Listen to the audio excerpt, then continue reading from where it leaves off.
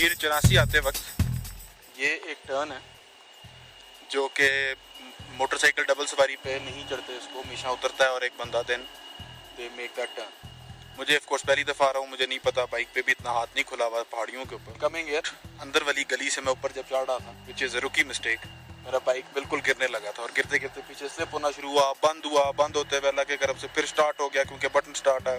पहले गियर में बड़ा वंग वंग वंग करता हुआ इसको मैं मरते मरते क्या लो ऊपर तक ले गया। तो I was also shaken and stirred. वापसी पे मेरा ये प्लान था कि वापस आऊँगा और उसके बाद फिर ऊपर जाऊँगा। तो अभी अल्हम्दुलिल्लाह मैं नीचे आया हूँ, मैंने जैसे बाइक मोड़ा है वहाँ से और मैंने फिर वो किया। बाइकर्स के लिए टिप कि बाहर वाली साइड से इस तरह के मोड़ों को अप्रोच करना चाहिए इफ़ यू कैन, जैसे कि ट्रैफिक नहीं